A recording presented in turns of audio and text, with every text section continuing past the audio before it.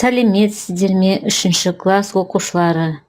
Бүгінгі сабағымыздың тақырыбы демалыс мәдениеті. Ең алдымен жаңа сөздермен танысайық. Мәдени саяхат, культурное путешествие, көңілді, веселый, сыпайылық сақта, соблюдай вежливость, қатты сөйлеме, не разговаривай громко. Қайталайық. Мәдени саяхат, көңілді, сыпайылық сақта, қатты сөйлеме.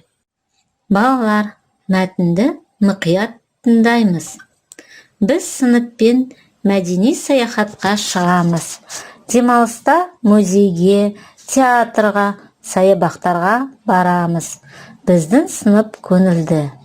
Апай бізге музейде, театрда қатты сөйлемеңдер, қатты күлмеңдер, сыпайы болыңдар, дейді. Біз тазалық сақтаймыз, қоқыс тастамаймыз. Апай бізге жарайсыздар, дейді. Мы с классом выходили на культурное мероприятие. На выходные мы ходили в музей, в театр и в парк. Наш класс веселый.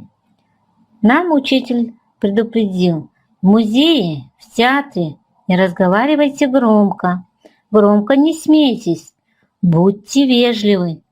Мы соблюдаем чистоту, не разбрасываем мусор после себя. Нам учительница сказала, что мы молодцы. 7-ші тапсырма. Тыңдаған мәтін бойынша сыпайылық ережесін айтыңыз.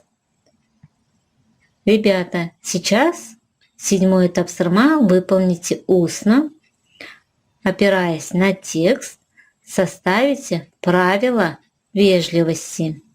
Бірінші, мұражайда, театрда қатты сөйлеме.